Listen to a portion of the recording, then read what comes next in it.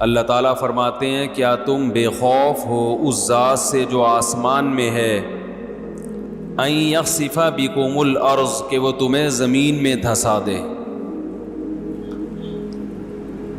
فستعلمون کیف نذیر، ام امنتم من فی السماء ان یرسل علیکم حاصبا فستعلمون کیف نذیر، یا تم بے خوف ہو گئے کہ وہ اللہ آسمان سے پتھروں کی بارش نازل کرے تو تمہیں پتہ چل جائے گا کہ میرا ڈرانا کیسا تھا۔ اللہ تعالیٰ کی ذات رحمت ہے،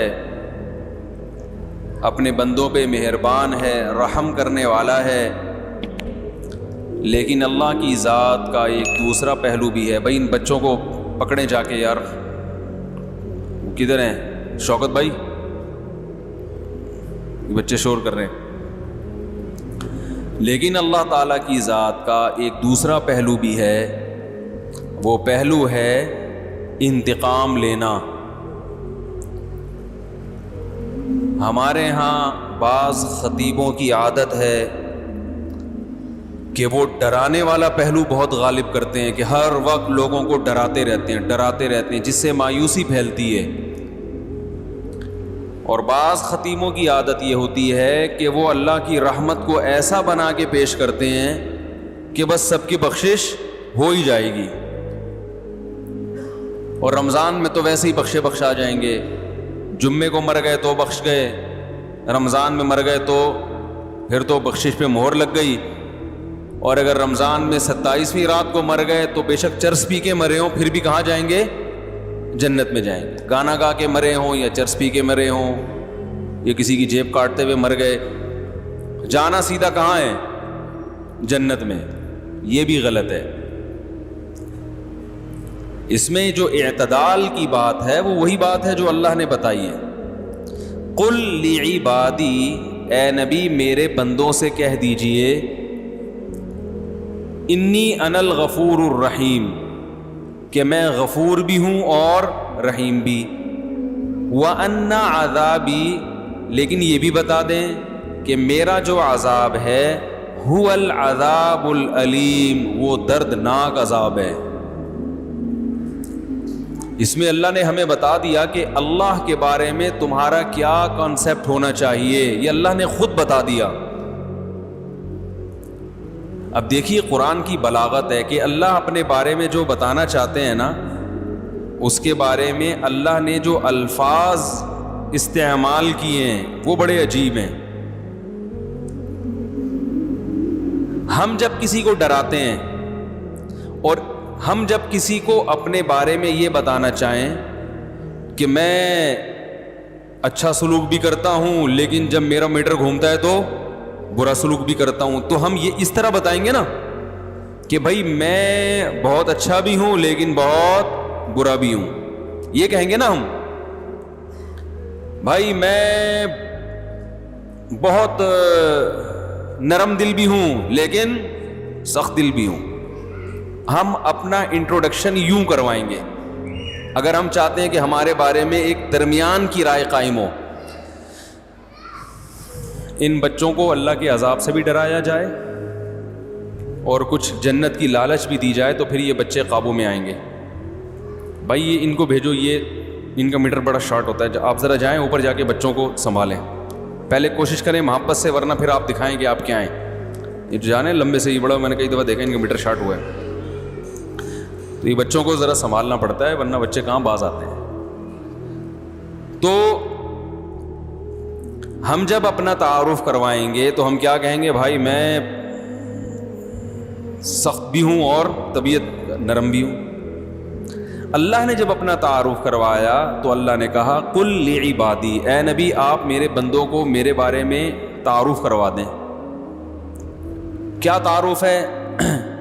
3 طریقے ہو سکتے تھے اپنے انٹروڈکشن کے، جو اللہ کی صفات ہیں ان کو بیان کرنے کے 3 طریقے ہو سکتے تھے۔ ایک طریقہ یہ ہو سکتا تھا کہ میں غفور الرحیم بھی ہوں اور سخت عذاب والا بھی ہوں، سخت عذاب والا بھی ہوں۔ ایک طریقہ تو یہ ہو سکتا تھا۔ ایک طریقہ یہ ہو سکتا تھا کہ میری رحمت بھی بہت بڑی ہے اور میرا عذاب بھی بہت بڑا ہے. دیکھو ایک ہوتا ہے اپنی صفت بیان کرنا, ایک ہے اپنے فعل کی صفت بیان کرنا. تھوڑی سی ٹیکنیکل باتیں کچھ زیادہ ہو رہی ہیں, میں اس کو کوشش کروں گا آسان طریقے سے سمجھاؤں. اپنی صفت کا مطلب کیا ہے کہ میں ایسا ہوں, اور اپنے عمل کی صفت کا مطلب میرا عذاب ایسا ہے, میں جیسا مرضی ہوں چھوڑو اس کو, میرا عذاب کیا ہے ایسا خطرناک.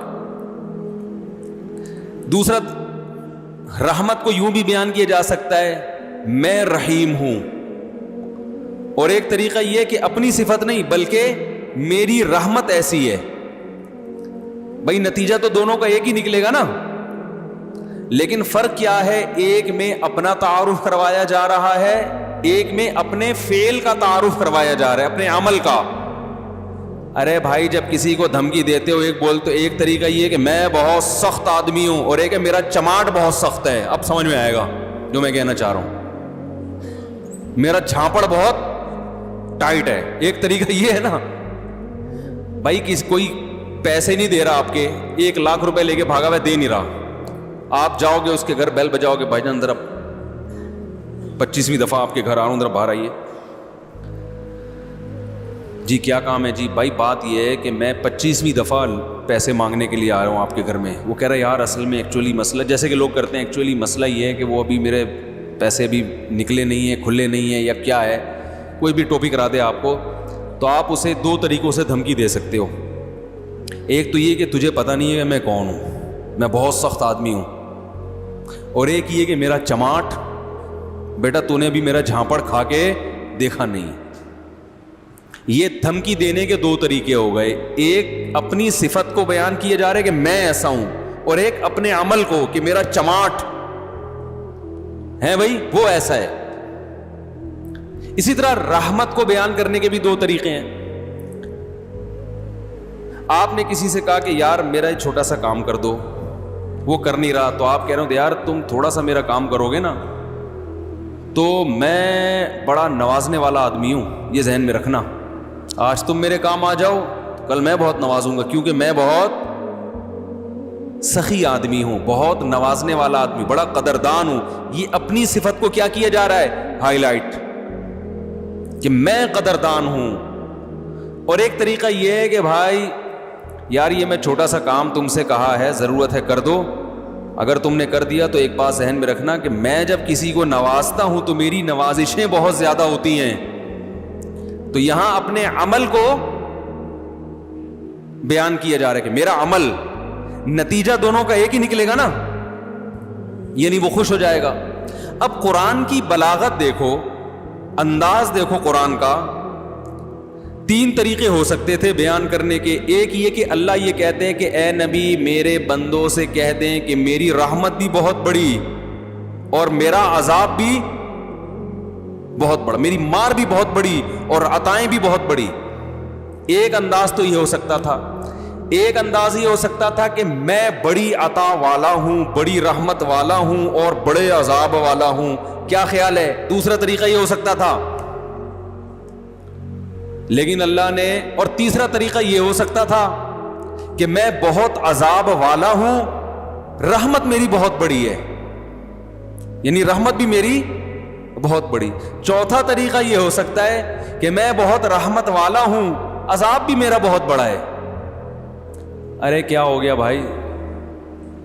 تو اللہ تعالیٰ نے 3 طریقے چھوڑ کر چوتھا طریقہ اختیار کیا.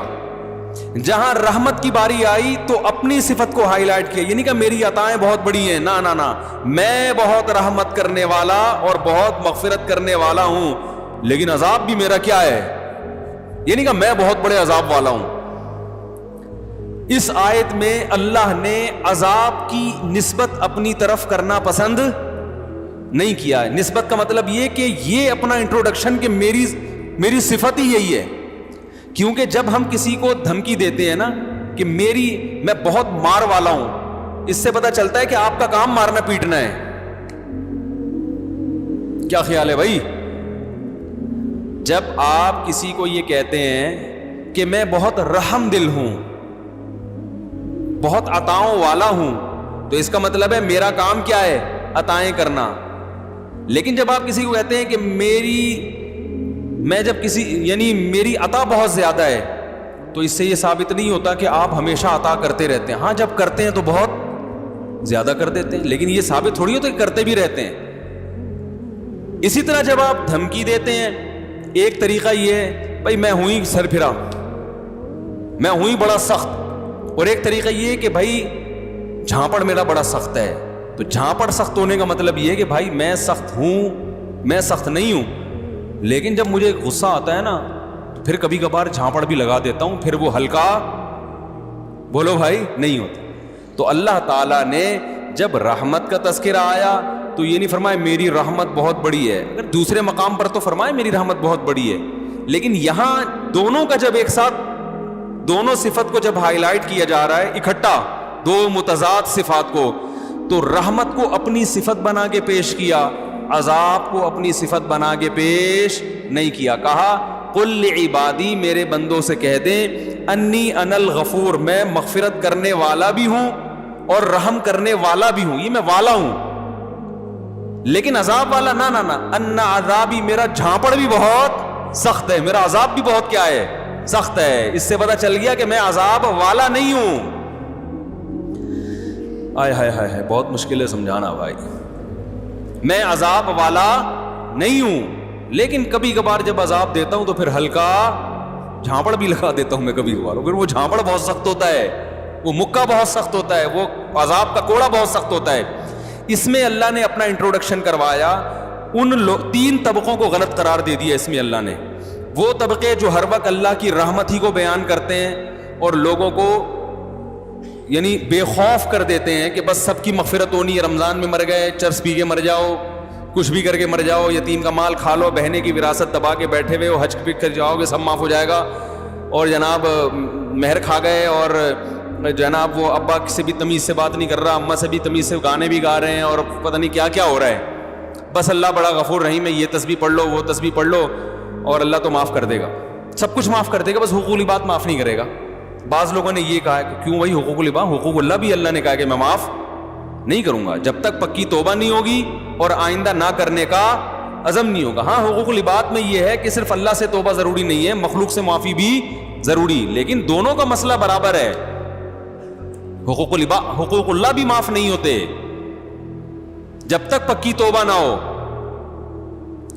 تو ان لوگوں پر بھی رد ہے جو ہر وقت اللہ کی رحمت کو ہائی لائٹ کرتے رہتے ہیں اور ایسا اللہ کو بنا کے پیش کر دیتے ہیں کہ لوگ کہتے ہیں یار ڈرامے بھی دیکھو, فلمیں بھی دیکھو, خواتین پردہ بھی نہ کریں, مرد نظر کی حفاظت بھی نہ کرے, اور میرے بھائی سعودی بینک میں جاب بھی کرتے رہو, سود بھی کھاتے رہو, انشورنس بھی کروا کے رکھو کہ ابا مر گئے تو اتنے پیسے ملیں گے, صحیح ہے نا, نہیں مرے تو نہیں ملیں گے, اور وراثت بھی تقسیم نہیں کرو, حج واجب ہے آپ کے اوپر, فرض ہو چکا ہے, آپ بڑھاپے کے لیے اس کو ٹال رہے ہیں. آج حج کب ہوتا ہے؟ سارے کاموں سے فارغ ہو کر اب کرنے دھرنے کے لیے کوئی کام بچا ہی نہیں ہے, پیسے پڑے ہوئے ہیں, تو چلو اب حج کر کے آ جاؤ.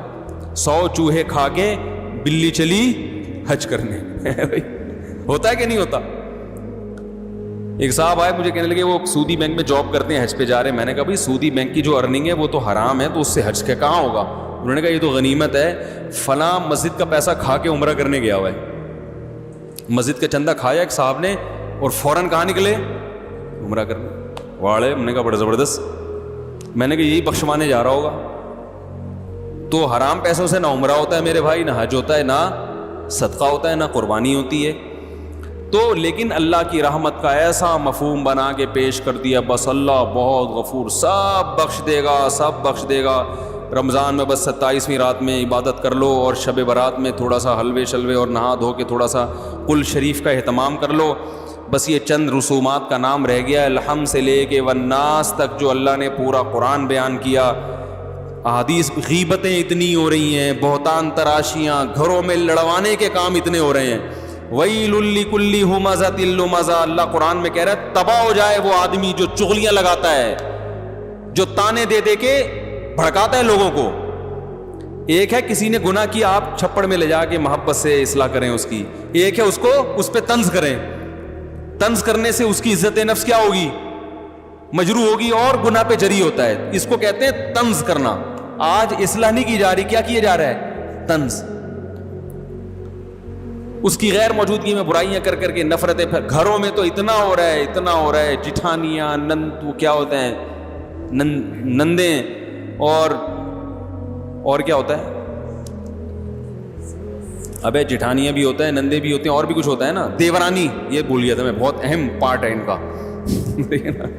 دیورانیاں, جٹھانیاں اور نندیں.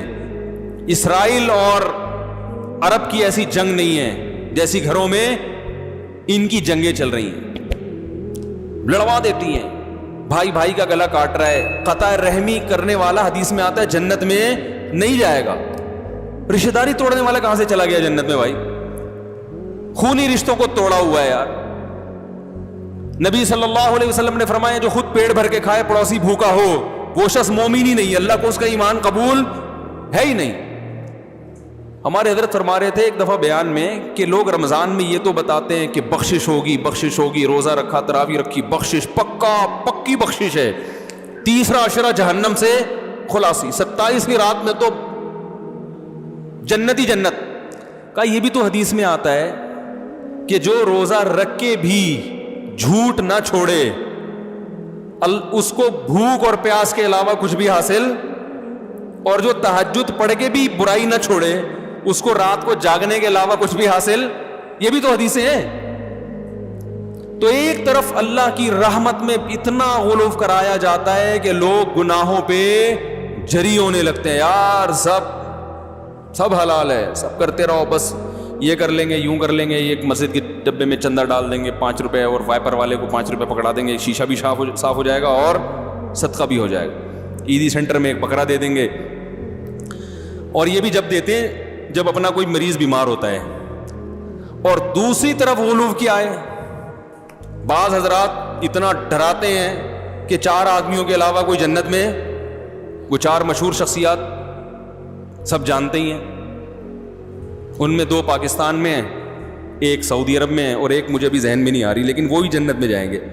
انہوں نے ایسا دین کو بنا کے پیش کیا ہے کہ یہ سارے مولوی جہنمی ہیں بھائی, یہ سارے فرقہ پرست اور ان مولویوں کے پیچھے چلنے والے بھی سارے جہنمی, اور جناب جو اچھے اعمال ہیں وہ بھی قبول. اسلام ہی غلط آیا تھا صدیوں پہلے بر صغیر میں, جو اسلام آیا تھا وہ اسلام ٹھیک تھا ہی نہیں, اب ہم اس کو ٹھیک کرنے میں بولو بھائی لگے ہوئے. جب تک اس مخصوص طریقے سے جو میری تحقیق کے مطابق قرآن حدیث کی تحقیق ہے, جو میری تحقیق کے مطابق جب تک اس طریقے سے نماز نہیں پڑھو گے وہ سنت کے مطابق ہے ہی نہیں. جب تک میرے والے نظریے کو فالو نہیں کرو گے, جو میں نے ریسرچ کر کے حدیث نمبر کے ساتھ پیش کیا ہے, اس وقت تک آپ کا شمار بدعتیوں میں ہوگا. وہ ایسا بنا کے پیش کرتے ہیں کہ یہ بھی جہنم, وہ بھی جہنم, فلانا بھی جہنم, فلانا بھی جہنم. تو 4 آدمی 4 6 8 10 بچتے ہیں, اور وہ 4 6 8 10 بھی ان کی تحقیق کے مطابق ان میں سے صرف ایک ہی ہوتا ہے, وہ خود ہوتے ہیں. وہ تو ہم دل بڑا کر کے کہہ رہے ہیں کہ ان کی ریسرچ کے مطابق یہ 4 آدمی ہیں, لیکن ان کی تحقیق کے مطابق ان 4 میں سے بھی 3 نہیں ہے, صرف وہ اکیلے ہی ہیں. سمجھ رہے ہیں بات کو؟ وہ ایسا بھائی جنت بنی کس کے لیے اللہ کے بندو؟ یہ سارے مسلمان کہاں جائیں گے؟ یہ مولوی سب سے پہلے جائیں گے. اس امت کے جو علماء ہیں وہ عام پچھلی امتوں کی طرح نہیں ہے. اس امت کی جیسے فضیلت ہے, اس امت کی علماء کی بھی فضیلت ہے. صبح و شام مولویوں کی برائی لوگ کر, میں کہتا ہوں یار اگر یہ مولوی جنت میں نہیں جائیں گے تو یہ بیچارے جیسے تیسے ہو نماز تو پڑھ لیتے ہیں نا, موٹی موٹی برائیوں سے تو بچ لیتے ہیں بیچارے, داڑھی تو رکھ لیتے ہیں, شلوار ہی ٹخنوں سے اوپر, کم از کم لباس تو اپنا شریعت کے مطابق پہن لیتے ہیں. نہیں جی, سب سے بڑے فسادی کون ہیں؟ مولوی ہیں. میں مانتا ہوں مولویوں میں فسادی بھی ہیں, لیکن اچھے بھی ہول سیل کے حساب سے مولویوں میں ہی ملیں گے آپ. اگر اس معاشرے کو مولوی لیس کر دو چند دنوں کے لیے, مولوی سے پاک کر دو چند دنوں کے لیے, تو میرے بھائی آپ کو اس تباہی کی طرف معاشرہ اور جو آج کل جدید قسم کے اسکالر آ رہے ہیں نا, ایسی تباہی کی وقتی طور پر آپ کو لگے گا کہ آپ اب سچی مچی کا اسلام فالو کر رہے ہو, وقتی طور پر لگے گا, لیکن آپ ایسے بے لگام اونٹ بنو گے کہ آپ کو نہیں پتا ہوگا کہ آپ کی اولاد کی منزل کہاں ہے, وہ کیا بنے گی. ایسے بے لگام اونٹ بن جاؤ گے. پھر یہ لبرل لوگ آپ پہ حاوی آ جائیں گے. کچھ دو قسم کے لبرل مارکیٹ میں پائے جاتے ہیں. ایک جو لبرل پنے کی انتہا کو پہنچے ہوئے ہیں, وہ تو اسلام کو مانتے ہی نہیں ہیں, جیسے فساد چودھری صاحب ہمارے بھی, وہ تو یعنی زبان سے کہتے ہیں کہ ہم مسلمان ہیں, لیکن ان کو طرز عمل سے ایسا لگتا ہے کہ ان کو افسوس ہو رہا ہے کہ میں مسلمان کیوں پیدا ہو گیا, میں مسلمان پیدا کیوں ہو گیا. کیونکہ یہ جب میوزک بھی انجوائے کرنا چاہیے, جو میوزک انجوائے نہیں کرتے وہ غلط ہیں. اور وہ جو ان کی مشہور تقریر ہے جس میں انہوں نے بہت اچھا انٹرویو دیا تھا, تو ان کے طرز عمل سے اس طرح کے جو لبرل لوگ ہیں ان کے طرز عمل سے ایسا لگتا ہے کہ کاش ہم مسلمان پیدا نہ, کیونکہ وہ ہر چیز میں گورے کو ترجیح دیتے ہیں. یار وہ اچھے, تو بھائی تم پھر ادھر ہی جا کے رہو, اسی مذہب کو فالو کرو. اگر وہ مذہب لیس ہیں تو تم بھی مذہب لیس بن جاؤ. تو یہ خام میں اپنے نام کے ساتھ اسلام کا پھلترو لگانے کی کیا ضرورت؟ پھلترو کی طرح چپکا ہوا ہے آپ کے ساتھ بلا وجہ. تو چھوڑو, اپنے لبرل بنو تو صحیح طریقے سے. گورا منافق تو نہیں ہے نا بھائی. انگریز تو کہتا ہے میں قرآن و حدیث کو نہیں مانتا, لہذا وہ عقل سے دلائل دیتا ہے, وہ بحث کرتے ہیں عقل سے. اور یہ بات ان میں اچھی ہے کہ منافق نہیں ہے واقعی. اکثر گورے ہم نے دیکھے ہیں منافق نہیں ہوتے, جو اندر ہے وہی کیا ہے, باہر ہے. وہ کہتے ہیں میں مذہب کو مانتا ہی نہیں. جاؤ, ان کے چند بنیادی اصول ہیں, ان اصولوں کو لے کے وہ زندگی گزارتے ہیں. کہتے ہیں بھئی رسپیکٹ کا حق ہر آدمی کو حاصل ہے, ہر ایک کو عزت دو. جو ان میں اچھے لوگ ہیں ان کی بات کر رہا ہوں. عزت ہر ایک کو دو, تمیز سے ہر آدمی سے بات کرو, چوری نہ کرو, یہ نہ کرو, ملک کے قوانین کو فالو کرو. انہوں نے ایک اصول بنایا ہوا ہے, نماز روزہ ان کی لغت میں اور ان کی ڈکشنری میں جنت جہنم بولو بھائی نہیں. تو آپ بھی ایسے بن جاؤ, خام میں اسلام کا نام لے کے آپ جناب وہ نہ ادھر کے نہ ادھر کے. دوسرے لبرل وہ لوگ ہیں کہ وہ مسلمان تو کہتے ہیں اپنے آپ کو, اور ان کو اسلام سے محبت بھی ہے, لیکن ان کو اسلام ایسا چاہیے جو انگریزوں کو بھی پسند ہو. سمجھ میں آ رہی ہے بات؟ تو اب ایسا اسلام تو نازل ہوا نہیں جو انگریزوں کو کیا ہو, صحیح نا, پسند ہو. تو وہ یہ کوشش کرتے ہیں کہ یہ پرانے والے اسلام کو کاٹ چھانٹ کر کے نیا بنا دیا جائے, جدید تقاضوں کے مطابق بنا دیا جائے. تو اس ٹائپ کے لوگ بھی ہیں جو آپ سنتے ہی ہیں یوٹیوب پہ, اس ٹائپ کے لوگ بھی آ رہے ہیں کہ بھائی اسلام کو اب کیا کرنا چاہیے. بولو نا بھائی, تھوڑا چینج کرنا چاہیے. چینج کا مطلب یہ کہ یہ پردہ ایکچولی اصل میں آنکھوں کا ہونا چاہیے, داڑھی اصل میں وہ تو ایک کلچر تھا, تو وہ داڑھی واڑی تو کچھ بھی نہیں ہوتا. سنت کوئی رکھنا چاہے تو ٹھیک ہے. اصل تو اسلام یہ ہے کہ لوگوں سے محبت سے پیش آؤ. تو یہ تو قادیانی بھی کہتا ہے بھائی لوگوں سے, انگریز بھی کہتا ہے, ہندو بھی کہتا ہے لوگوں سے محبت سے پیش آؤ. نماز پڑھ لو, بہت اچھی بات ہے. ایک نماز چھوڑنے والے کو حکومت سزا بھی دے, کوڑے بھی لگائے.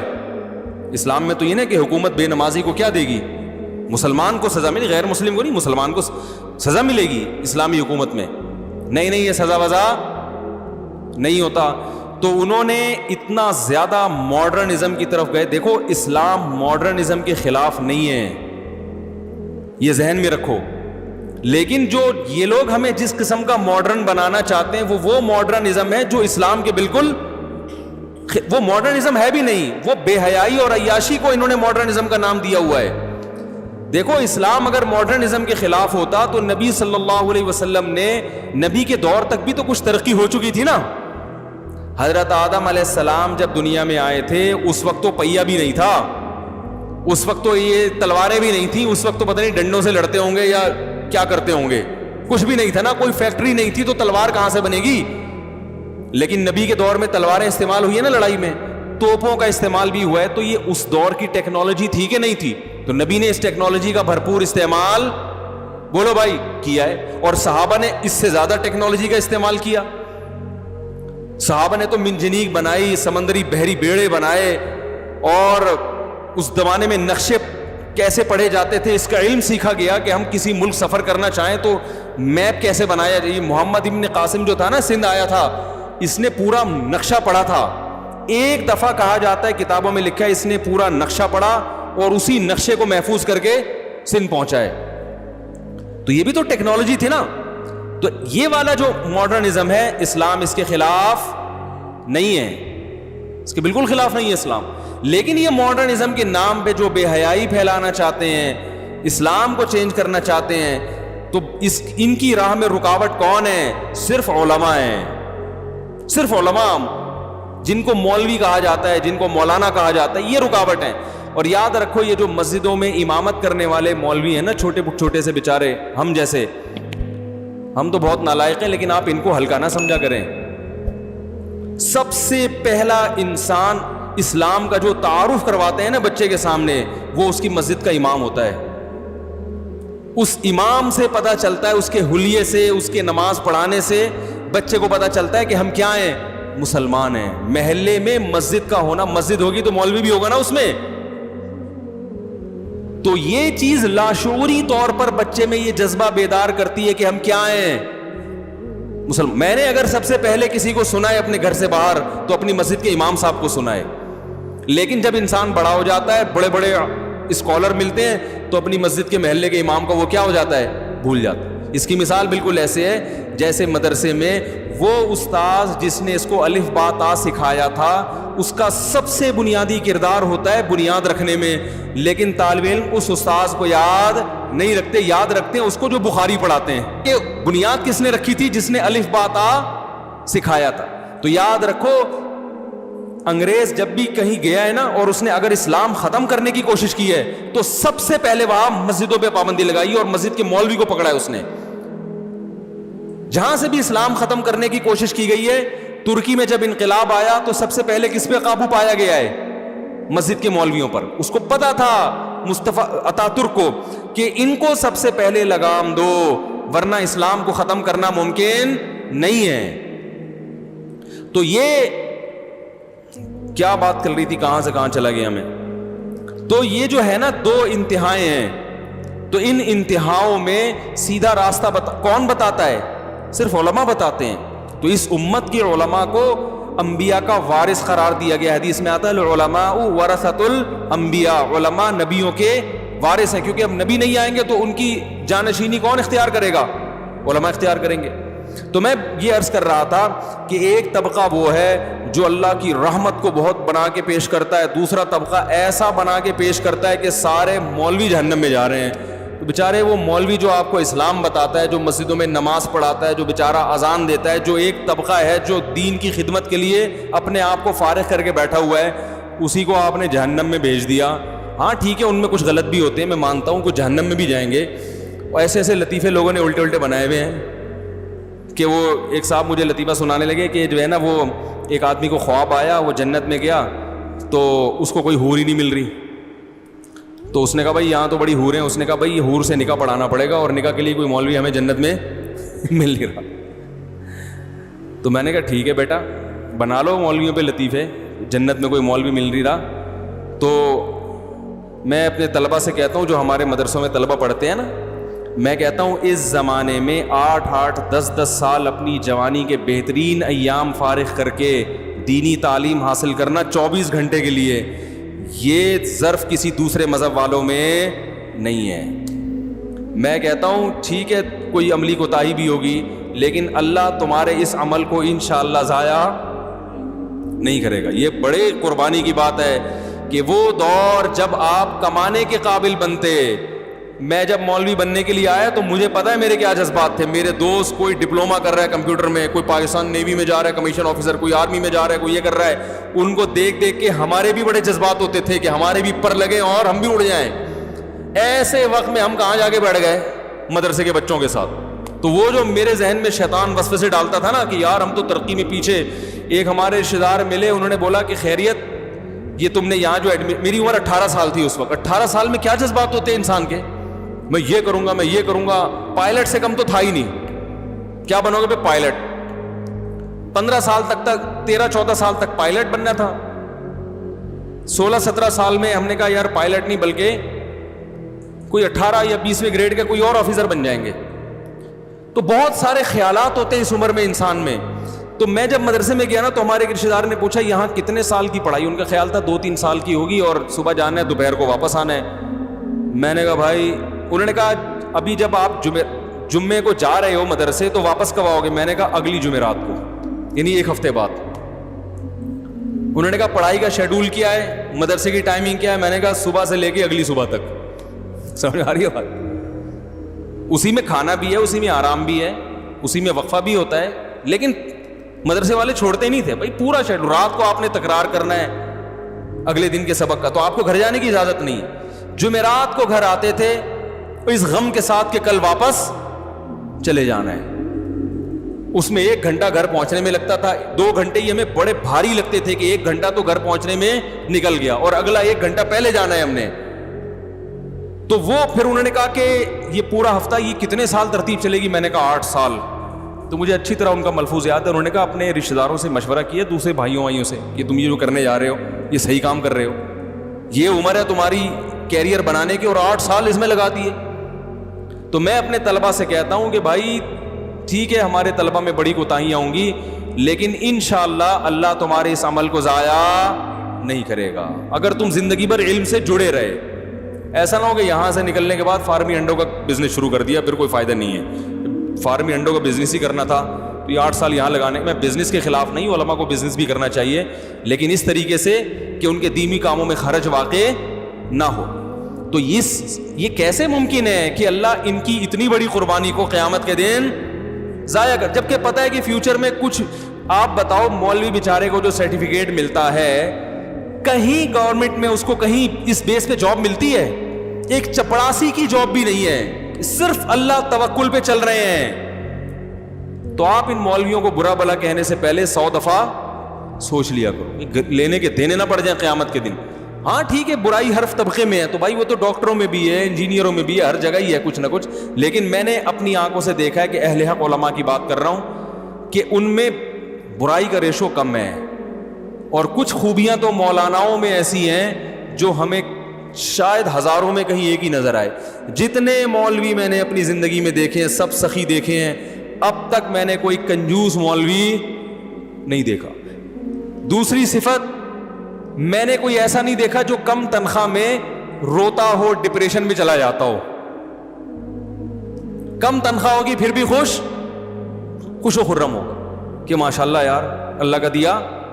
وہ الگ بات ہے محتمین سے پڈا ہو رہا ہوگا اس کا, یار تھوڑی سی تنخواہ بڑھاؤ, لیکن ڈپریشن میں نہیں جائے گا. صحیح ہے نا, ڈپریشن میں نہیں جائے گا, خودکشی کے خیالات نہیں آئیں گے. اللہ پہ اعتماد اور اللہ پہ توکل, یہ 2 بڑی صفات ہیں بھائی, بہت بڑی صفات ہیں. خامیاں ہیں کہیں آپ میرے سامنے مثالیں دینا شروع کر دو, لیکن اوور آل خیر کا الحمدللہ غلبہ ہے. اور یہ ایسی خیر ہے جو دوسرے طبقوں میں ہمیں شاٹ نظر آتی ہے. یہ جو مسجد میں آ کے سنبھال لینا, مسجد میں نمازیں پڑھانا 5 ٹائم اور اپنے آپ کو باؤنڈ کر لینا اور پھر تھوڑی سی تنخواہ لے کے اس پہ گزارا کرنا, اتنا ظرف میرے بھائی دوسرے لوگوں نے بنائی ہیں مسجدیں. اور پھر انہوں نے سوچا مولویوں کو امام نہیں رکھیں گے, کہیں سے فلانی جگہ سے وہ والا پروفیسر صاحب کو امام لے کر آئیں گے. وہ پروفیسر صاحب 2-4 دن سے زیادہ ٹکے نہیں, پھر وہ کرتے کیا, کسی دوسرے کو امام بنایا, خود پتلی گلی سے نکلے. وہ کہہ رہے ہیں 5 نمازیں پڑھانا میرے لیے ایسے ہے جیسے غزوہ بدر میں جہاد کرنا. صحیح ہے نا. تو یہ بڑی مسجدوں میں قاریوں کو, حضرت مفتی ابو لبابہ صاحب ترکی کا دورہ کر کے آئے, وہاں کچھ تھے لوگ, مفتی صاحب نے دیکھا وہ 2 گھنٹے پڑھاتے ہیں وہاں پہ بچوں کو قرآن, ٹھیک ٹھاک تنخواہیں لے رہے ہیں. تو مفتی صاحب نے کہا ہمارے ہاں انڈیا, پاکستان اور برما اور بنگلہ دیش, ان میں آ کے قاریوں کو دیکھو ذرا, 8-8, 9-9, 10-10 گھنٹے پڑھا رہے ہوتے ہیں بچوں کو اور پوری زندگی اسی میں لگا دیتے ہیں, اور تنخواہ 8,000, 9,000, 10,000. یہ اچھی تنخواہوں کی بات کر رہا ہوں. انہوں نے کہا یہ کیسے ممکن ہے؟ انہوں نے کہا یہ جذبہ ہے کہ بھائی ہم نے پوری زندگی کیا کرنا ہے, قرآن کی تعلیم کو عام کرنا ہے. اللہ تعالیٰ ہمارے دادا کی مغفرت کرے. میرے دادا نے سہارنپور میں 60 سال ایک جگہ بیٹھ کر بچوں کو قرآن پڑھایا ہے, حفظ کروایا ہے. 60 سال تک صبح سے شام کام کیا تھا. بولو بھائی, حفظ کروانا. وہ بھی کیا تھے, مولوی. نہیں یاری بات میرا خیال, 60 سال تک صرف کام کیا تھا, ایک جگہ 60 سال گزار دینا پوری زندگی ہو گئی نا. یہ آسان کام نہیں ہے. لیکن بھائی یہ خوش ہے, مطمئن ہے کہ میرے سے اللہ کیا لے رہا ہے, قرآن کی خدمت. تو آج بھی آپ کو ملیں گے, بہت لوگ ملیں گے آپ کو ایسے. آپ جائیں نا, آپ صرف یوٹیوب کو دیکھ رہے ہیں, آپ سروے کرو, انشاءاللہ آپ کو ان میں خیر زیادہ نظر آئے گی. تو اس لیے بعض لوگ جہنم کا ایسا بنا کے پیش کرتے ہیں, لگتا ہے کہ جنت میں جانے والے 4-5 آدمیوں کے علاوہ کوئی جنت میں نہیں جائے گا. اور ایسا اللہ کے عذاب سے ایسا ڈراتے ہیں, یعنی جہاں شریعت نے گنجائشیں رکھی ہیں اس کو بھی اتنا سخت بنا. ایک صاحب جماعت کی اہمیت پہ بیان کر رہے تھے کہ جماعت کی نماز اتنی ضروری ہے, اگر نہیں پڑھی جماعت سے تو یہ ہو جائے گا. اور اگر تم, بس کیا بتاؤں میں نے کہا یار انہوں نے, جماعت کی بڑی اہمیت ہے اسلام میں, لیکن حضرات فقہا نے قرآن و سنت ہی کی روشنی میں کچھ آزار بیان کیے کہ بھئی یہ عذر ہے تو جماعت سے نماز چھوڑ سکتے. میں نے کہا یہ اتنا سخت بنا کے انہوں نے پیش کر دیا کہ اب جماعت سے نماز پڑھنا لوگوں کے لیے آسان نہیں بلکہ مشکل. لوگ کہیں گے یار یہ تو ہمارے بس میں ہے ہی نہیں. حالانکہ فقہا تو دین کو زیادہ سمجھتے ہیں نا. انہوں نے بتایا کہ بھئی یہ آزار ایسے ہیں, آپ کو شدید بھوک لگ رہی ہے, آپ کے سامنے کھانا آ گیا, اب آپ کو ڈر ہے میں نماز پڑھنے جاؤں گا تو کھانا ٹھنڈا ہو جائے گا, تو آپ جماعت سے نماز چھوڑ سکتے ہیں. جہاں شریعت نے گنجائشیں دی ہیں وہ گنجائش دینی چاہیے, بلا وجہ نہ چھوڑیں. اور ایسا ہی بھی نہ ہو کہ روزانہ اسی ٹائم پہ کھانا پکوانا شروع کر دیں. رشوت کے معاملے میں کہیں شریعت نے گنجائش دی ہے کہ آپ پہ ظلم ہو رہا ہے تو ظلم سے بچنے کے لیے آپ رشوت دے سکتے ہیں, بہت ساری ہے. لیکن وہ رشوت پر بیان کریں گے تو ایسا کہ آدمی کہے گا بھائی میں تو کسٹم میں جو آدمی ہے وہ تو گیا جہنم میں. ویسے تو وہ ویسے بھی جنت مشکل ہی لگ رہا ہے مجھے بھی, میری اپنی رائے بھی یہی ہے, لیکن بعض کسٹم والے جنت میں بھی شاید چلے جائیں. ٹھیک ہے, وہ جو بیچارہ کنٹینر چھڑوا رہا ہے نا, کنٹینر چھڑوا رہا ہے, اس کو تو رشوت مجبوری میں دینی پڑتی ہے. وہ تو نہیں دے گا تو وہ تو کنٹینر قیامت تک اس کا وہیں کھڑا رہے گا. لیکن محترم نے رشوت کے خلاف ایسا بیان کیا کہ جہاں شریعت نے گنجائش رکھی ہے وہ گنجائش لوگوں کو نہیں بتائی. لوگ کہتے ہیں یار ہمارا تو بزنس ہی نہیں ہو سکتا, ہم تو کاروبار کر ہی نہیں سکتے کیونکہ یہاں تو جگہ جگہ کھانچے کھلے ہوئے ہیں. حکومت کے جو سرکاری جو لوگ ہیں نا, افسران منہ کھول کے بیٹھے ہوئے ہیں, ان کے منہ میں جب تک ہڈی نہ ڈالو بزنس ہو ہی نہیں سکتا. تو مفتی صاحب نے فتویٰ دے دیا کہ ہڈی ڈالنا جائز نہیں ہے, تو وہ پھر وہ کہتے ہیں یار جانا ہی جہنم میں ورنہ تو بھوکے مر جاؤ یہاں پہ. تو یہ ایک شریعت کا وہ پہلو ہے جو بہت, حقوق پر بات ہوگی تو والدین کے حقوق پر بعض لوگ بات کرتے ہیں, اتنا زیادہ خطرناک بنا کے پیش کر دیتے ہیں کہ انسان کہتا ہے بھائی میں ماں باپ کے حقوق ادا کر ہی نہیں سکتا. وہ ایک مولوی صاحب نے تقریر کی, بولا ماں کا اتنا حق ہے, یہ ہو گیا تو جہنم, یہ ہو گیا تو جہنم, یہ ہو گیا تو جہنم. وہ پریشان, اس نے بولا بھائی میری اماں تو ویسے ہی مجھے صبح شام تنگ کرتی رہتی ہیں اور جھگڑا تو ہوتا ہی ہے. اب اس نے جا کے اماں کو جان سے ہی مار دیا. اس نے بولا یار جان سے کیوں مارا؟ اس نے بولا بھائی ان کے حقوق ادا کرنا میرے بس میں. آج میں نے بیان سنا ہے اتنے خطرناک حقوق ہیں, میں نے کہا حقوق کا اڈا ہی ختم کر دو بھائی, نہ یہ رہیں گی نہ ان کے حقوق رہیں گے. تو اتنا خطرناک بنا کے پیش کرتے ہیں. حالانکہ جہاں اسلام نے ماں باپ کے حقوق بیان کیے ہیں وہیں ایک باؤنڈری بھی کھینچی ہے کہ اس سے اتنے ہیں, اس سے زیادہ بولو بھائی نہیں, اس سے زیادہ نہیں. ایک صاحب نے مجھے بتایا کہ حدیث میں آتا ہے, ایک خاتون کا فون آیا, انہوں نے حدیث سنی کہ بھئی شوہر کے اگر پیپ نکل رہی ہو تو عورت اس کے پیپ چاٹ لے تو بھی شوہر کا حق ادا نہیں ہو سکتا. اس نے کہا بھئی یہ تو بہت زیادہ ایک یہ نہیں ہو گیا کہ میاں کے زخم سے اگر پھوڑا نکل آیا اور پیپ نکلے تو. ایک خطیب صاحب نے کہیں بیان کر دیا اس یہ مجمع میں کہ شوہر کا اتنا بڑا حق ہے کہ اس کے پیپ نکل رہی ہو نا تو عورت وہ پیپ بھی چاٹنا شروع کر دے تو بھی شوہر کا حق ادا نہیں ہو سکتا. اب لٹکا کے چھوڑ دیا ان خطیب صاحب نے. اب وہ عورت اپنے شوہر کا حق نہیں ادا کرے گی کیونکہ کون پیپ چاٹے گا بھائی بیٹھ کے ہیں, اور اس کو یہ بھی پتا ہے کہ یہ چاٹنے کے بعد بھی حق ادا, تو اس کا مطلب ہے شوہر کا حق قیامت تک ادا ہو ہی نہیں سکتا. تو پھر چھوڑو, جب جانا ہی جہنم میں ہے تو جتنے ادا ہو رہے ہیں ان کے بھی ادا کرنے کی چندہ ضرورت نہیں ہے. حالانکہ ان خطیب صاحب نے جب یہ بیان کیا تھا تو سب سے پہلے تو حدیث کی سند پیش کرنی چاہیے کہ یہ حدیث صحیح ہے بھی یا نہیں ہے. اگر صحیح ہے تو اس کا دوسری حدیثوں کی روشنی میں مفہوم بیان کرنا چاہیے تاکہ باقی حدیثوں اور اس حدیث میں ٹکراؤ نہ رہے. میں نے ان سے کہا, میں نے کہا پہلی بات تو اس حدیث کی سند ٹھیک نہیں, میں نے تحقیق کی اس کی, اور اگر مان لو کہ سند ٹھیک ہے تو میں نے کہا صحابہ کرام میں ہمیں کہیں بھی نہیں ملتا کہ کسی خاتون نے اپنے شوہر کی پیپ چاٹی ہو, کہیں بھی نہیں ملتا. تو یہ کیسی حدیث ہے جس پر صحابہ کرام نے عمل, بولو بھائی, نہیں کیا؟ اور شریعت نے پیپ کو ناپاک بھی قرار دیا. تمام فقہا کا اس پر اجماع ہے کہ پیپ کا کھانا حلال, بولو بھائی, نہیں ہے. میں نے کہا یا تو یہ حدیث ضعیف ہے, اور واقعی ضعیف ہے, یہ حدیث صحیح نہیں ہے, اور یہ اگر ہے تو یہ محض ایک تاکید بیان کرنے کے لیے ہے, یہ اپنی حقیقت پر معمول نہیں ہے. جیسے لغت میں ہوتا ہے نا, ہم کسی کو دھمکی دیتے ہیں, مائیں بچوں کو دھمکی دیتی ہیں چپ ہو جا ورنہ منہ توڑ دوں گی تیرا. اس کا مطلب منہ توڑنا کیا خیال ہے نہیں ہوتا, بلکہ اس کا مطلب ہوتا ہے چپ ہو جا بس, ٹھیک ہے نا. تو لغت میں بعض دفعہ کچھ الفاظ ایسے ہوتے ہیں کہ جو محض ایک چیز کو کی تاکید کو بیان کرنے کے لیے ہوتے ہیں کہ بہت بڑا حق ہے, تو اس کو ایک مثال سے سمجھایا جا رہا ہے. مطلب یہ نہیں ہے کہ ایسا کرنا شروع کر دو, یہ حدیث کا مطلب نہیں ہے, کیونکہ رسول اللہ صلی اللہ علیہ وسلم نے جہاں میاں بیوی کے حقوق بیان کیے ان کی تفصیل بھی بیان کر دی کہ زوجہ پر یہ باؤنڈری ہے, اس سے زیادہ آپ بوجھ نہیں ڈال سکتے. نبی صلی اللہ علیہ وسلم نے فرمایا کہ وہ تمہاری مرضی کے بغیر کسی کو گھر میں نہ آنے دے, صحیح ہے نا, امانت میں خیانت نہ کرے, مال کی حفاظت کرے. یہ چند موٹے موٹے بنیادی حقوق بیان کیے, فرمایا اس سے زیادہ تمہارا ان پر حق نہیں ہے. اور یہ بھی بیان کر دیا کہ عورت پر شوہر کا حق کتنا ہے, تو وہ اس میں جو ایک اصول بیان کیا اس میں پیپ اور خون کا کہیں بھی تذکرہ نہیں ملتا. تو بعض لوگ وہ ایک, ہم اکثر بچپن میں قصہ سنتے تھے کہ وہ ایک سیب جو ہے نا وہ دریا میں کہیں گرا, شیخ عبد القادر گیلانی رحمۃ اللہ نے وہ سیب اٹھا کے کھا لیا, تو بعد میں ان کو خیال آیا پتہ نہیں یہ کس کا سیب ہوگا, تو وہ پھر سفر کرتے گئے, پتہ کیا وہ تو بغداد سے کہیں سے چلتا ہوا آ رہا تھا سیب. یہ ہم بچپن میں بڑا واقعہ سنا کرتے تھے. تو وہ پھر سیب کھانے تلاش کرتے کرتے سیب کے مالک کے پاس پہنچے بغداد, اتنا لمبا سفر کیا انہوں نے دوسرے ملک کا, سیب تاکہ معاف کراؤں نا, حقوق العباد تو بندوں کے معاف کیے بغیر معاف ہوتے نہیں ہیں. تو انہوں نے کہا سیب کے مالک سے معاف کروانا پڑے گا. تو وہاں میں نے دل میں سوچا جب اتنی ٹینشن تھی تو کھایا کیوں بھائی, جس میں اتنا تقویٰ ہوتا ہے وہ تو شروع میں ہی نہیں کھاتا, چلو غلطی سے کھا لیا. تو اب وہاں پہنچے تو مالک سے جو ہے وہ کہا کہ بھائی میں نے غلطی سے سیب کھا لی ہے تو اب معاف کر دو. اس نے کہا ایک شرط پہ معاف کروں گا, میری بیٹی سے شادی کرو.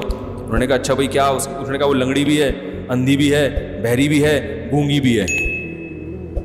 آئیں, انہوں نے کہا لیکن کرو گے تو معاف کروں گا ورنہ نہیں. اب مجبوری تھی, سیب معاف کرانا تھا.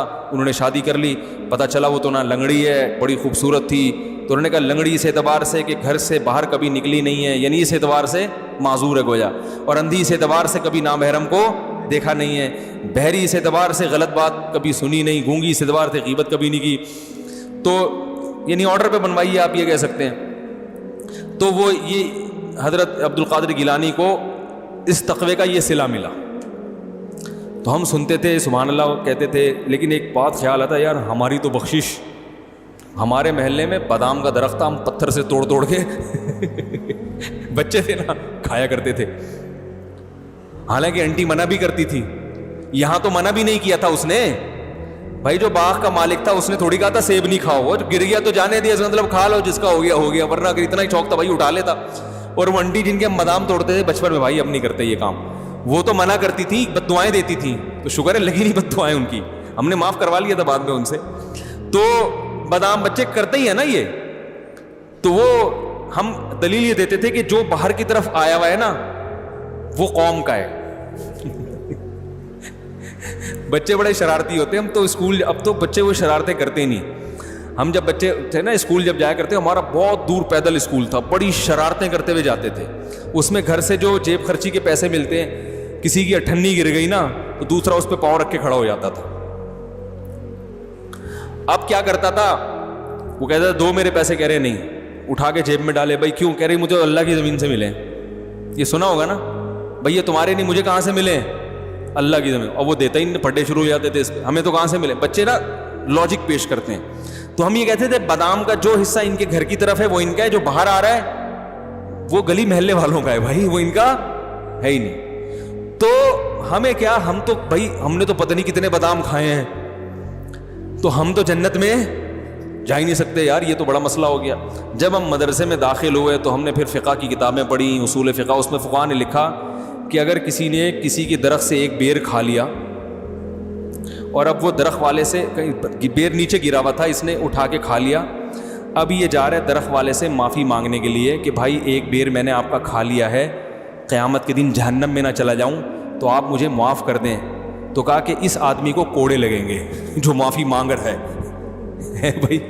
یہ واجب التعزیر ہے, اس لیے کہ یہ وہم کو کیا کر رہا ہے, پروموٹ کر رہا ہے. یہ تقوی کو ایک شریعت کا کیا رخ پیش کر رہا ہے, غلط بنا کے پیش کر رہا ہے.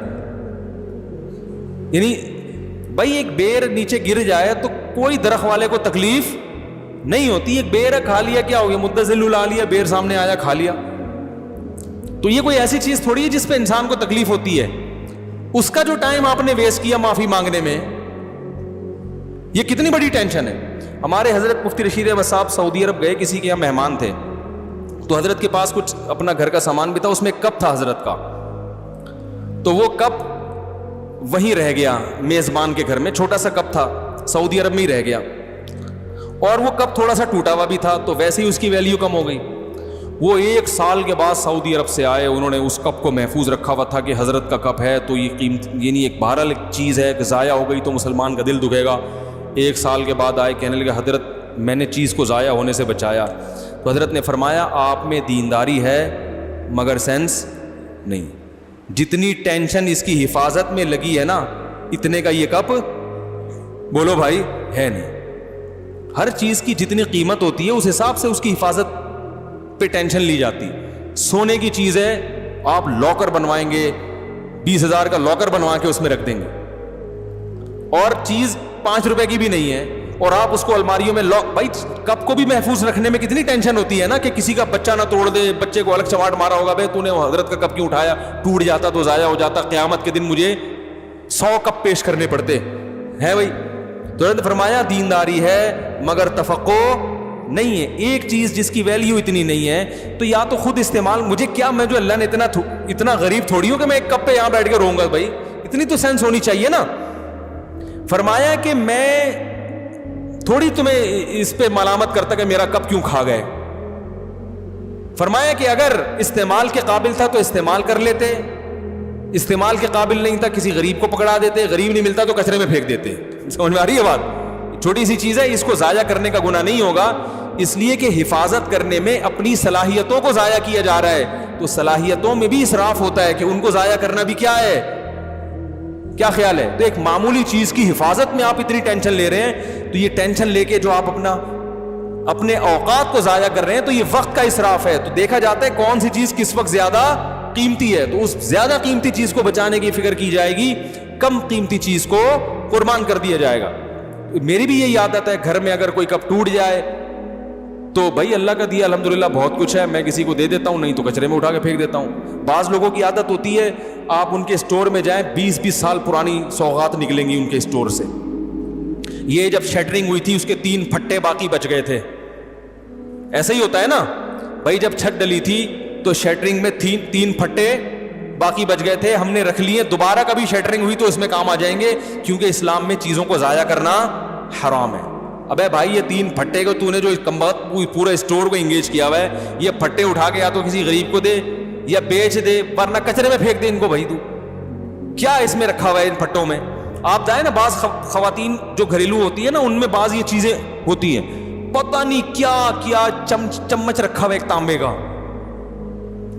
پردادی کا چمچ ہے, کیا کیا چیزیں پرانی, اور دلیل یہ دی جاتی ہے کہ ضائع کرنا اسلام میں ناجائز ہے. بھائی سامان ہلکا پھلکا رکھو, باقی چیزیں ضائع نہ کرو, صدقہ کر دو. کوئی صدقہ لینے والا نہیں ہے, پھینک دو اٹھا کے اس کو. سمجھ رہے؟ کچرے سے بھی بہت سے لوگ چیزیں اٹھا کر, کوئی اس کا گاہک ہوگا وہ کچرے سے اٹھا لے گا. تو یہ تفقع ہے, بصیرت. تو خیر میں جلدی سے بات کو سمیٹتا ہوں کہ ایک طرف یہ انتہا ہے کہ اللہ کی رحمت کو ایسا بنا کے پیش کر دیا جاتا ہے کہ جو مرضی کرتے رہو, جانا سب نے جنت میں ہی ہے. اور ایک طرف ایک انتہا ہے کہ اتنا خطرناک بنا کے پیش کیا جاتا ہے کہ سیب کھا لیا تو گئے کام سے. تو وہ پھر ماں کون بھائی, اگر سیب کھا لیا ہے تو بس اللہ سے توبہ استغفار کر لو, اللہ آئندہ نہیں کھاؤں گا, ٹھیک ہے نا. لیکن ایسا نہ ہو کہ سیب پیٹیوں سے چوری کرنا شروع کرتے ہیں اب آپ لوگ جا کے.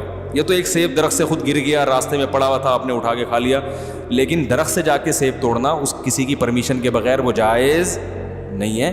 وہ پھر کیونکہ اس میں مالک کی طرف سے اجازت نہیں ہوتی. یا ریڑھی والے سے بعض لوگ اٹھا لیتے ہیں. بعض لوگوں کی عادت ہے کھجور خریدنے گئے ریڑھی میں, 2-4 جو ہے نا ویسے ہی چکتے چکتے ہی, تو اب سوچو کہ تم 4 تم چکو گے, 4 اگلے والا چکے گا, آدھی ریڑھی تو اس کی ایسے خالی ہو جائے گی. میں ابھی عصر کی بات ہے آم خریدنے گیا تو میں نے کہا چک کے لوں گا. اس نے ایک چھوٹا سا آم کا ایک ساشا نکال کے مجھے دیا, میں نے چکھا, مجھے سمجھ میں نہیں آیا. میں نے کہا یہ آم کے پیسے. اس نے کہا نہیں. میں نے کہا بھائی تم 10 آدمی آئیں گے چکتے چکتے, 20-30 آم تو تمہارے چکھنے میں گئے, تو آپ اس کے پیسے لیا کرو. میں نے بہت کوشش کی, اس نے لیے نہیں, تو وہ نہیں لیے, لیکن اس کی مرضی. مگر ایسی صورت میں آپ اس کو دیں پیسے. وہ نہیں بھی لے رہا ہو تو اس کا تو آم خراب ہو گیا نا. لیکن لوگ کنجوسی یہاں کرتے ہیں. ایک دفعہ کیا ہوا, وہ ایسے ہی صدر میں ایک مارکیٹ والے نے کھجور رکھی ہوئی, ایک صاحب گئے کھجور اٹھانے لگے. اس نے کہا 5 روپے لوں گا. وہ کہنے لگا ابے کیوں 5 روپے کی ہے؟ اس نے کہا بھائی ہر آدمی اٹھا کے ہاتھ نہیں لگانا اس کو. مجھے بڑا اچھا لگا اس کا یہ عمل جو ہے. تو 2 انتہائیں ہیں. تو اس میں اعتدال کا راستہ کیا ہے بھائی؟ اللہ کی ذات کے دونوں پہلو ہیں, عذاب بھی ہے اور رحمت بھی ہے, لیکن یہ بالکل برابر نہیں ہے.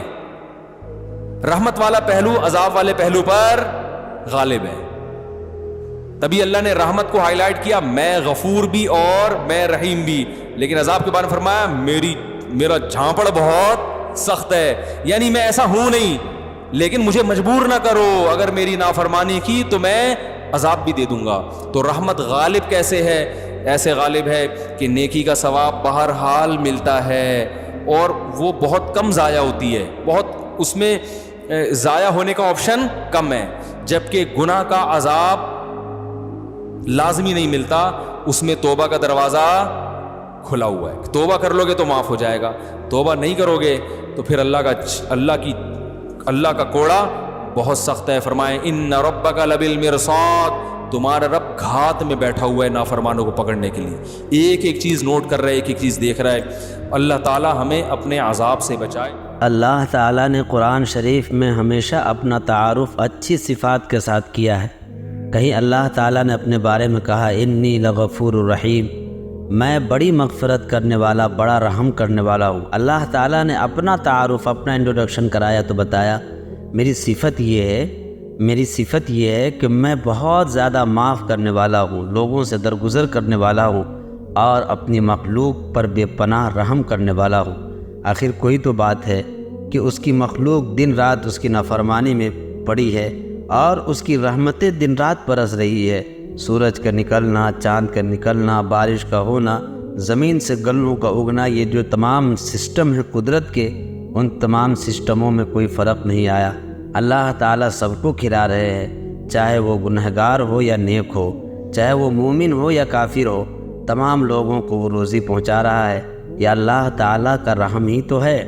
باقی اللہ تعالیٰ نے فرمایا کہ میں غفور الرحیم ہوں, بڑی معاف کرنے والا, بڑا رحم کرنے والا. انسانوں کا مزاج یہ ہے کہ اگر کس سے کوئی خطا ہو جائے, کوئی غلطی ہو جائے, تو لوگ اسے اپنے دل پہ لے لیتے ہیں, یا خطا کار سے نفرت کرنے لگ جاتے ہیں, یا گنہگاروں کو نیچی نگاہ سے دیکھنے لگ جاتے ہیں. مگر اللہ کی ذات اتنی عالی اور اتنا بلند ہے کہ اگر کوئی بھی انسان اپنے گناہوں پر شرمندہ ہو کر ایک مرتبہ رب کی بارگاہ میں کہتا ہے کہ باری الہ مجھ سے گناہ ہو گیا, تو اللہ تعالیٰ فوراً اسے معاف فرما دیتا ہے. اللہ کے نبی صلی اللہ علیہ وسلم نے ارشاد فرمایا کہ بندے کا گناہ سمندر کے جہاز کے برابر بھی ہو, اور ایک مرتبہ وہ اپنے رب کی بارگاہ میں کہہ دے کہ یا اللہ مجھ سے خطا ہو گئی ہے, آئندہ میں یہ خطا نہیں کروں گا. اللہ کے نبی صلی اللہ علیہ وسلم نے فرمایا کہ اگر اس بندے کا گناہ سمندر کے جھاگ کے برابر ہو پھر بھی اللہ تعالیٰ اسے معاف فرما دے گا. تو کتنی ذات عالی ہے اور کتنا بلند ذات ہے اللہ تعالیٰ کی. اپنے بندوں کا آنسو, اپنے بندوں کی ندامت, اپنے بندوں کا ان سے مانگنا اللہ تعالیٰ کو یہ بڑی پسند ہے.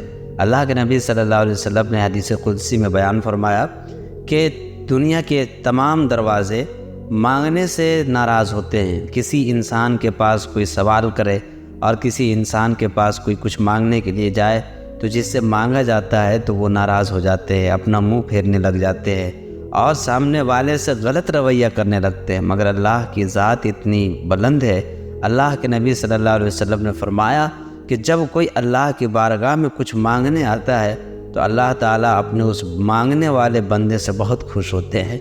اب بہت کریم ہے وہ ذات کہ جو اپنے سائل بندوں سے بھی خوش ہوتا ہے، عبادت سے جس طرح خوش ہوتا ہے، جب کوئی مانگتا ہے تو پھر مانگنے سے بھی اللہ خوش ہوتا ہے۔ اور بہت بڑی بات یہ ہے کہ جو عبادت کا طریقہ ہے، جو نماز کا طریقہ ہے، نماز میں جو سب سے پہلی سورہ فاتحہ الحمدللہ رب العالمین پڑھی جاتی ہے، اس میں بھی دعا ہی ہے، اس میں بھی اللہ سے مانگنا ہی ہے۔ بندہ مانگتا ہے کہ اہدنا الصراط المستقیم، اے پروردگار عالم ہم آپ سے سیدھی راہ مانگتے ہیں، اے اللہ ہم آپ سے صحیح راستہ کا طلب کرتے ہیں، اے اللہ ہمیں صحیح راستے پر چلا، اے اللہ ان لوگوں کے راستے سے ہمیں بچا جو غلط ہے، اے اللہ ہمیشہ نیک لوگوں کے راستے پر ہمیں چلا۔ تو یہ سائل کا سوال ہے، اللہ تعالیٰ اس طرح کے سوال سے اپنے بندوں سے خوش ہوتا ہے۔ اس کے علاوہ اللہ کے نبی صلی اللہ علیہ وسلم نے یہ بھی ارشاد فرمایا کہ جب کوئی بندہ اللہ سے عزت مانگتا ہے، اللہ سے روزی مانگتا ہے، اللہ سے دولت مانگتا ہے، اللہ سے جو بھی مانگتا ہے، اللہ تعالیٰ اسے عطا بھی کرتا ہے اور اپنے منگتوں سے اللہ خوش بھی ہوتا ہے۔ اور یہ بات تو اپنی جگہ اٹل ہے کہ روزی کا مالک، زندگی کا مالک، موت کا مالک صرف اللہ تعالیٰ کی ذات ہے۔ یہی باتیں اللہ کے نبی صلی اللہ علیہ وسلم نے سکھائی۔ تو اللہ تعالیٰ کی صفت ہے غفور، وہ بڑی معاف کرنے والا، رحیم، بڑا رحم کرنے والا، اپنے بندوں سے بڑا قریب۔ ایک آیت میں اللہ کے نبی اللہ تعالیٰ نے ارشاد فرمایا کہ جب میرے کوئی بندے مجھ سے سوال کرتے ہیں اور مجھ سے دعائیں مانگتے ہیں تو میں ایسے بندوں کے بڑے قریب ہوتا ہوں۔ ایک تیسری بات اللہ تعالیٰ نے کا جو ارشاد ہے، اللہ نے کہا کہ میں غفور الرحیم ہوں، معاف کرنے والا، رحم کرنے والا۔ اور اللہ کی ایک تیسری صفت ہے بڑا دردناک عذاب۔ لیکن اللہ تعالیٰ نے کہیں بھی نہیں کہا کہ میں بڑا دردناک عذاب دینے والا ہوں، بلکہ اللہ نے یہ کہا کہ میرا عذاب بڑا دردناک ہے۔ اگر تم غلط کام کرو گے، غلط راہ پہ چلو گے تو پھر اس عذاب سے کوئی نہیں بچا سکتا۔ تو ایک اللہ تعالیٰ نے قرآن میں یہ بھی ارشاد فرمایا وما انا بظلام للعبید، میں اپنے بندوں پر ذرہ برابر بھی ظلم نہیں کروں گا۔ جو جس طرح کا عمل کر کے آئے گا اس کو اسی طرح کا انجام دیکھنا پڑے گا۔ اگر آدمی نیک عمل کر کے اللہ کی بارگاہ میں آئے گا تو اس کا انجام اچھا ہوگا، اور اگر برا عمل کر کے آئے گا تو پھر اس کا انجام برا ہوگا۔ اللہ تعالیٰ بالکل انصاف کریں گے۔ اللہ نے فرمایا کہ میں اپنے بندوں پر رائے کے دانے کے برابر بھی ظلم نہیں کروں گا۔ اللہ تعالیٰ سے دعا ہے کہ اللہ تعالیٰ ہمیں اپنی رحمتوں کا مستحق بنائے اور اچھے اعمال کر کے اپنی بارگاہ میں ہم سب کو عزیز اور مقرب بندوں میں شامل فرمائے۔